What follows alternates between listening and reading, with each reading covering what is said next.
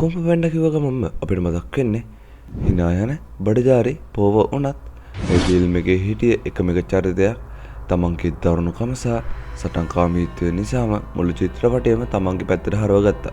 ඒ තමයි තායි ලූන්. හැබැයි ඔයාලා හිතනවාද තායි ලූන් කියන්නේ උපතින්ම නපුරු සතුරෙක් කියලා? නැහැ. එයා ඇත්තටම තමන්ගේ හීන සහ අනුන්ගේ බලාපොරොත්තු නිසා විනාශ වෙලා ගිය අහිංසක චරිතයක්. අද අපි කතා කරන්නේ ෂේෆ් ගුරුතුමාගේ ආදරණීය පුතා කොහොමද වැලි නිම්නේ දරුණුතම හතුරුනේ කියලා. සහ තායිලෝන්ගේ ඇට්ලාන්තයේ තියෙන සැබෑම කතාව ගැන.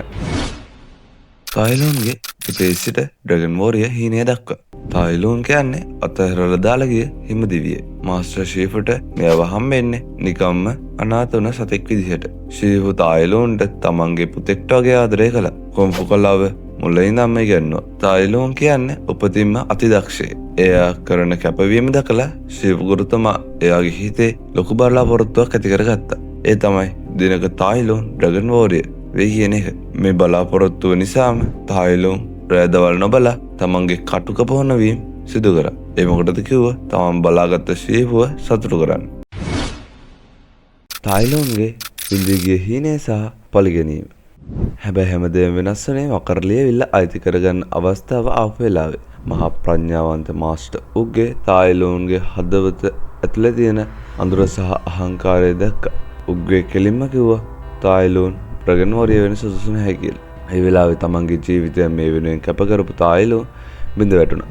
හැබැයි ඊට වඩා එයාට දුක හිතුනේ ඒ තමන් ආදරය කරපු පියා, ඒ කියන්නේ ෂීෆ් ගුරුතුමා උගේ තීරණයට විරුද්ධව තමන් වෙනුවෙන් එක වචනයක්වත් කතා නොකරපු නිසා. මේ වේදනාව සහ කෝපය නිසා තායිලෝන් මුළු වැලි නිම්නේම විනාශ කරලා මකරලියවිල්ල බලෙන් ගන්න හැදුවා. අවසානයේ මාස්ටර් උගේ තමන්ගේ රහස් සටන් උපක්‍රමයේදී තායිලෝන්ව පරාජය කරලා චෝත්ගෝ කියන අතිශය ආරක්ෂිත පාතාල හිරගෙදරට අවුරුදු 20කට හිර කරා. අවුරුදු 20ක සිරගත වීම සහ සුපිරි පලායම. අවුරුදු 20ක් තිස්සේ එකම තැනක චලනය වෙන්න බැරි වෙන විදිහට දැවැන්ත දම්වැල් වලින් සහ ආයුධ වලින් හිර කරලා තිබ්බත් තායිලෝන්ගේ හිතේ තිබ්බ පරිගැනීමේ චේතනාව අඩුනේ නැහැ. එකම එක කොරළ පිහාටුවක් පාවිච්චි කරලා තමන්ගේ අත්අඩංගුවෙන් මිදෙන තායිලෝන් රයිනෝසරස් සටන්කරුවන් දහස් ගණනක් ඉන්න මුළු හිරගෙදරම තනියම විනාශ කරලා දානවා. සිනමා ඉතිහාසයේ දක්නට ලැබෙන හොඳම සහ රියලිස්ටික් චොරියෝග්‍රැෆි පීසන් ස්කේප් විදිහට මේ දර්ශනය අදරස් සැලගෙන. එයාට ඕනනේ එක දෙය ආපහු ගිහින් අහිමි වුණ මකරලියවිල්ල ලබා ගන්න එක විතරයි. ෆියුරියස් 5 සහ ෂීෆ් සමග අවසාන සටන.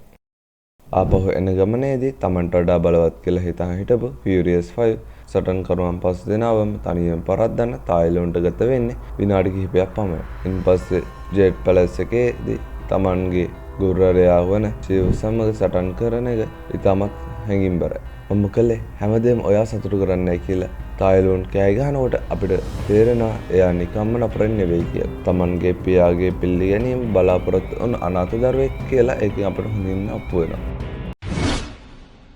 පෝගේ සහ තායිලෝන්ගේ අවසාන සටන.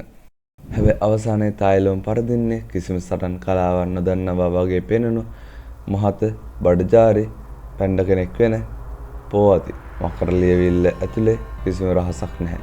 තමන්ගේ සැබෑම බලය තියෙන්නේ තමන් තුලයි කියන සරල සත්‍ය තේරුම් ගන්න තායිලෝන් අසමත් වෙනවා. අවසානයේ පෝ වූෂු ෆින්ගර් හොල් එකෙන් තායිලෝන්ගේ ආධිපත්‍ය සදහටම අවසන් කරනවා. ඉතින් යාළුවනේ කොහමද?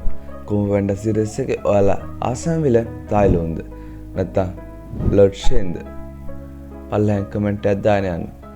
තායිලෝන්ගේ සිරගෙදරින් පැනලා යන සීන් ඔයාලත් ආසන වීඩියෝ එකට කමෙන්ට් එකක් වගේම ලයික් එකකුත් දාන්න අමතක කරන්න එපා. මේ වගේ සුපිරිම ඇනිමේෂන් සහ සිනමා විස්තර සිංහලෙන් බලන්න අපේ channel එකට අදම subscribe කරලා තියාගන්න. තවත් වීඩියෝ එකකින් හමු වෙනකම් ජය වේවා.